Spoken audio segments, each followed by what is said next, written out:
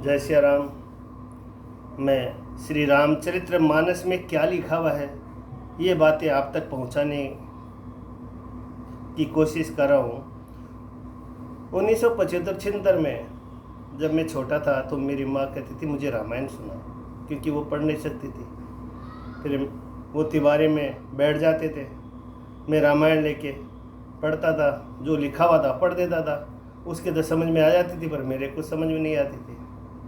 पर अब थोड़ी थोड़ी समझ में आने लगी है, इसलिए मैं आप तक ये बातें पहुंचा रहा हूं कि रामायण में तुलसीदास जी ने क्या लिखकर समाज में सबको क्या संदेश दे रहे हैं कि एक बार बरी मकर नहाए, सब मुनि आश्रम ने सिधाए, जाग बलिक मुनि परम विवेकी, भरद्वाज राखे पद टेकी। एक बार पूरे मकर भर स्नान करके सब मुनीश्वर अपने अपने आश्रम को लौट गए। परम ज्ञानी याज्ञवल्क्य मुनि को चरण पकड़कर भारद्वाज जी ने रख लिया। आदरपूर्वक उनके चरण कमल धोए और बड़े ही पवित्र आसन पर उन्हें बैठाया। पूजा करके मुनि याज्ञवल्क्य जी के सुयश का वर्णन किया।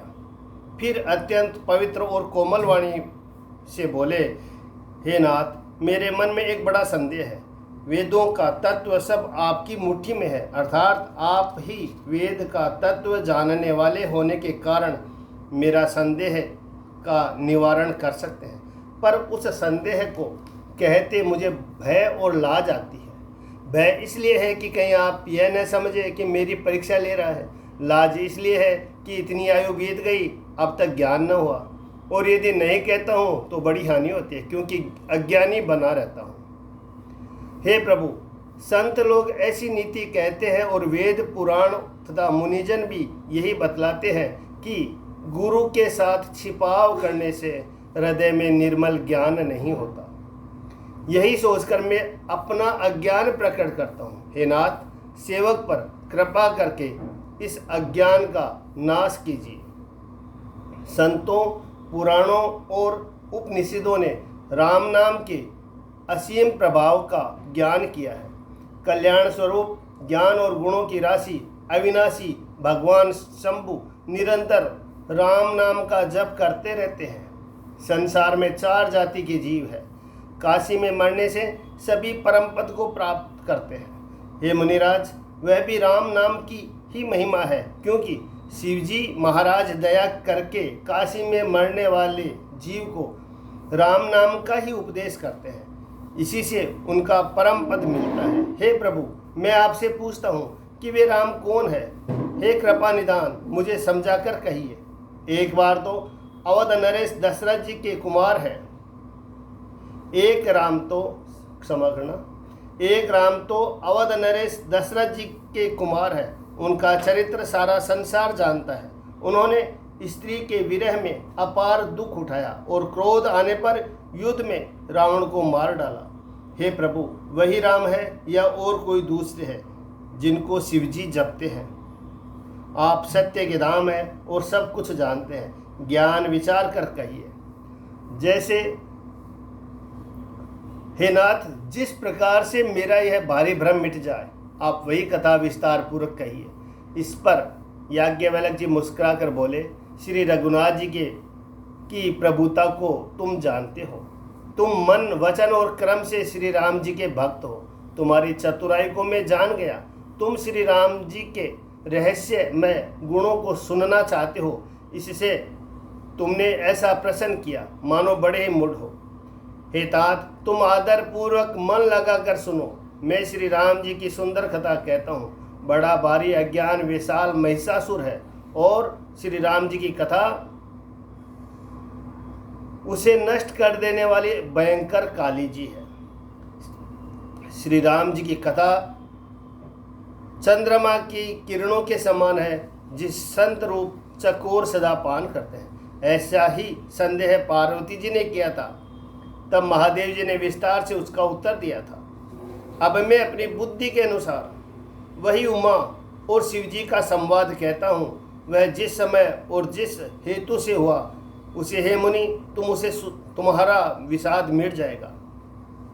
एक बार त्रेता युग में शिव जी अगस्त्य ऋषि के पास गए।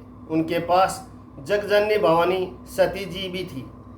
ऋषि ने संपूर्ण जगत के ईश्वर जानकर उनका पूजन किया। मुनिवर अगस्त्य जी ने राम कथा विस्तार से कही, जिसको महेश्वर ने परम सुख मानकर सुना।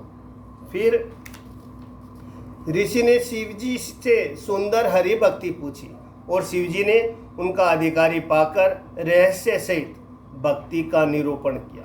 श्री रघुनाथ जी के गुणों की कथा कहते सुनते कुछ दिनों तक शिव जी वहाँ रहे। फिर मुनि से विदा मांगकर शिव जी दक्ष कुमारी सती जी के साथ घर कैलाश को चले। उन्हीं दिनों पृथ्वी का भार उतारने के लिए श्रीहरि ने रघुवंश में अवतार लिया था। वे अविनाशी भगवान उस समय पिता के वचन से राज्य का त्याग करके तपस्वी या साधु वेश में दंडक वन में विचर रहे थे। शिव जी के हृदय में विचारते जा रहे थे कि भगवान के दर्शन मुझे किस प्रकार हो। प्रभु ने गुप्त रूप से अवतार लिया है, मेरे जाने से सब लोग जान जाएंगे। श्री शंकर जी के हृदय में इस बात का लेकर बड़ी खलबली उत्पन्न हो गई, परंतु सती जी इस भेद को नहीं जानती थी। तुलसीदास जी कहते हैं कि शिव जी के मन में भेद खुलने का डर था, परंतु दर्शन के लोभ से उनके नेत्र ललचा रहे थे। रावण ने ब्रह्मा जी से अपनी मृत्यु मनुष्य के हाथ से मांगी थी। ब्रह्मा जी के वचनों को प्रभु सत्य करना चाहते हैं। मैं जो पास नहीं जाता हूँ तो बड़ा पछतावा रह जाएगा। इस प्रकार शिव जी विचार करते थे, परंतु कोई भी युक्ति ठीक नहीं बैठती थी। इस प्रकार महादेव जी चिंता के वश हो गए। उसी समय नीच रावण ने जाकर मारीच को साथ लिया और वह मारीच तुरंत कपट मृग बन गया। मूर्ख रावण ने छल करके सीता जी का हर लिया। उसे श्री रामचंद्र जी के वास्तविक प्रभाव का कुछ भी पता न था। मृग को मारकर भाई लक्ष्मण सहित श्रीहरि आश्रम में आए और उसे खाली देखकर अर्थात वहाँ सीता जी को न पाकर उनको नेत्रों में आंसू भराए। श्री रघुनाथ जी मनुष्य की भांति विरह से व्याकुल है और दोनों भाई वन में सीता जी को खोजते हुए फिर रहे हैं। जिनके कभी कोई संयोग वियोग नहीं है, उनमें प्रत्यक्ष विरह का दुख देखा गया। श्री रघुनाथ जी का चरित्र बड़ा ही विचित्र है। उसका पहुँचे हुए ज्ञानी जन ही जानते हैं। जो मंद बुद्धि है वे तो विशेष रूप से मोह के वश होकर हृदय में कुछ दूसरी बातें समझ बैठते हैं। श्री शिव जी ने उस अवसर पर श्री राम जी को देखा और उनके हृदय में बहुत भारी आनंद उत्पन्न हुआ। उन शोभा के समुद्र श्री रामचंद्र जी को शिव जी ने नेत्र भर कर देखा, परंतु अवसर ठीक न जानकर परिचय नहीं किया। जगत के पवित्र करने वाले सच्चिदानंद की जय हो। जय सच्चिदानंद जगे पावन, अस कहे चलो मनोजन सावन। जगत के पवित्र करने वाले सच्चिदानंद की जय हो। इस प्रकार कहकर कामदेव का नाश करने वाले श्री शिव जी चल पड़े। कृपा निदान शिव जी बार बार आनंद से पुलकित होते हुए सती जी के साथ चले जा रहे थे। सती जी ने श्री शंकर जी की वह दशा देखी तो उनके मन में बड़ा संदेह उत्पन्न हो गया। वे मन ही मन कहने लगी कि शंकर जी की सारा जगत वंदना करता है।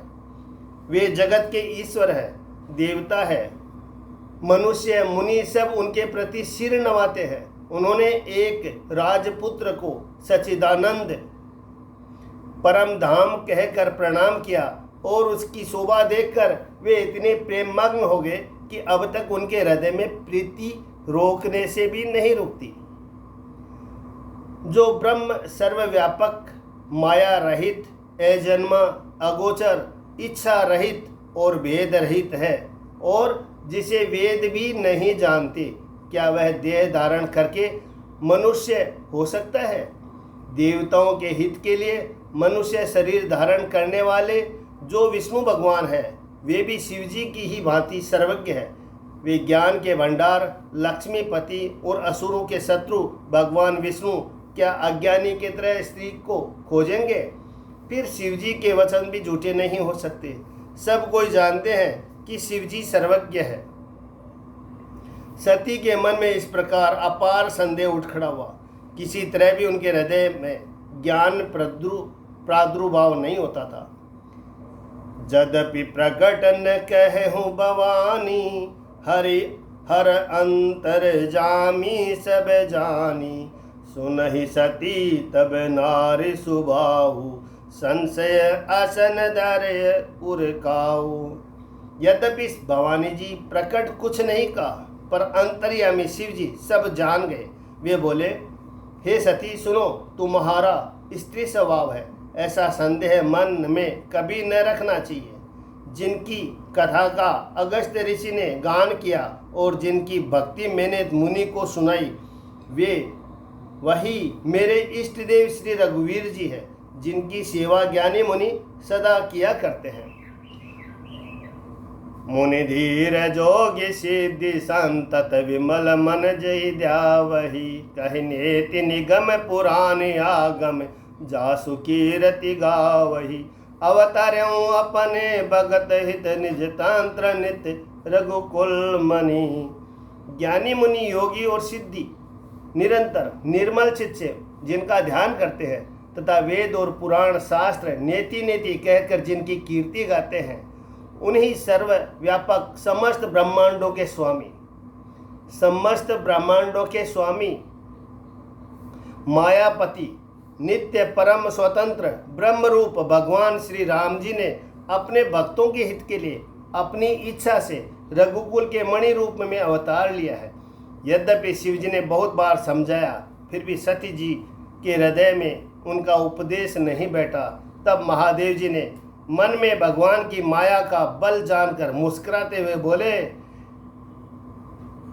जय श्री राम।